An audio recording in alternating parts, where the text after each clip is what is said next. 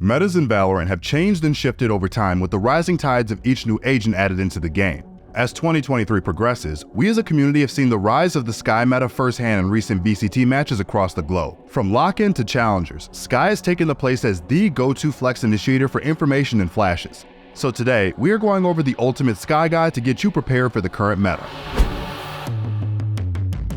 Her Guiding Light ability, or just really the flashes Skye holds, are the most flexible piece of utility in the initiator arsenal right now. Not only do you have the utility that can be guided at insane distances to blind opponents, you also have one of the best information gathering tools to regenerate throughout your game. With this in mind, there are some technical things you'll want to learn with her Guiding Light ability, so let's start with the basics. Skye's flash has a limited window for her flash to pop, from 1 second to 2.25 seconds over a 0.75 second charge up time after being cast. This means the longer the flash is in the air, the longer it will flash the opponents. She can fully direct the flash any way she wants, and when let go, the flash will guide itself around corners, through the sky, or get stuck onto walls. Whenever you flash an opponent, you will get a voice line confirming wherever you popped your flash that someone is blind. Whenever you don't flash someone, no voice line will be said. This means using one of these flashes within the first 10 seconds of a round will give you the max value throughout the game, since you will at minimum get 3 flashes per round when played correctly. Let's get into the different flash methods you can use with these mechanics in mind. First of all, you should focus on gathering information on general areas of the map. They are greatest in wide open areas that cover the most angles, since this will guarantee your team to be aware of opponents contesting you and your map control. A great example of this is flashing over the wall A main on Pearl for attackers. To get the best information possible, flashing high over the wall near the center of the site where you can catch the most angles is great, but you can also do this through the choke point to change the timings. Out of all the flash methods we will be talking about, this is the easiest to avoid, but also the easiest to get caught in unexpectedly too. Don't just swing because you confirm that someone was blinded by her flash. Instead, call to your team that they are definitely in A site after hearing the voice line to confirm your suspicions. Good information gathering is essential for Skye, but the same applies to learning anything new in Valorant. So why not check out our website ProGuides.com for some great information gathering to improve your Valorant gameplay. If you're serious about Valorant, our $8 Pro subscription will not only get you access to courses made by the best players in the scene, but you also get a sweet discount on coaching and access to our pro bootcamps. So check it out today. For pop flashes, your goal here is to flash your opponents around corners, through smokes, or above objects in the fastest manner possible. This means that the flash will not last as long as a normal info flash or a later mentioned long flash, so you have to be quick in order to get the full value from these. A great variation of this flash is flashing behind you when peeking an area like B long on bind. This will catch players expecting a curved flash coming around the corner off guard, while also creating opportunities later in the match for variations in your flashes. Long flashes are a little different since you let the birds cook before you send them out. Really, you do. Hold the flash past the line on the bar that appears after throwing your Guiding Light to initiate a long flash. And then boom, your enemies are blind for longer than a pop flash.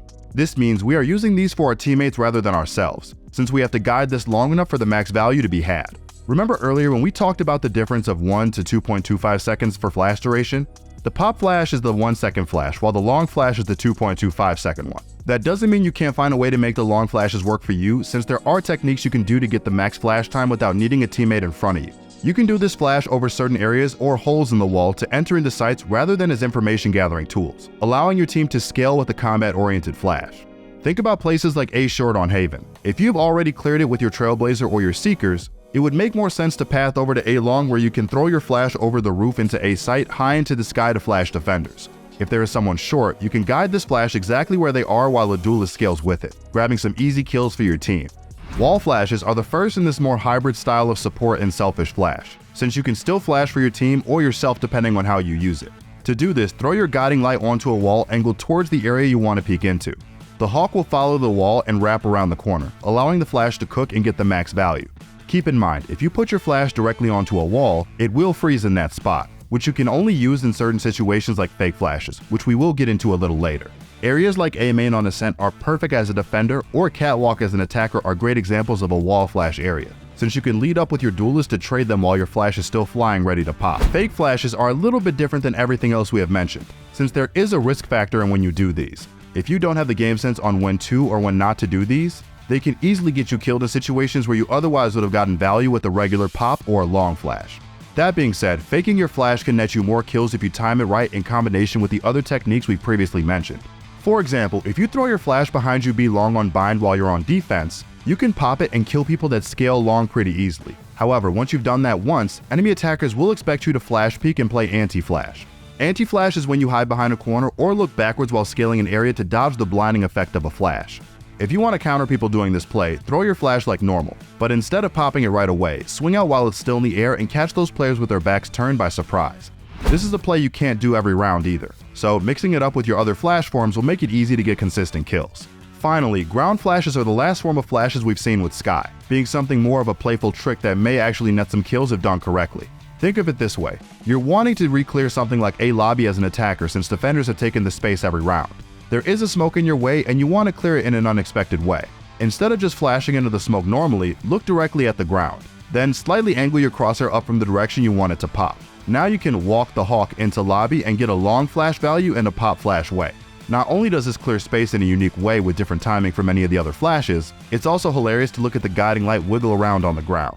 Trailblazer is an interesting drone-like ability that can clear space, stun your enemies, and even damage some enemies if bitten directly. Something should be mentioned about this, and anything like the Sova drone.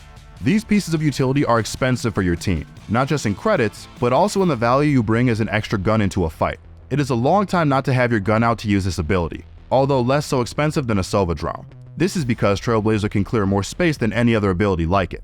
It's also better in combat than a Sova drone since it can kill players with 30 HP or less. It can stun players for your dive duelists as they scale into map space, it can gather information on utility or players, and it can make a tough decision for whether your opponent should shoot your dog or your teammates.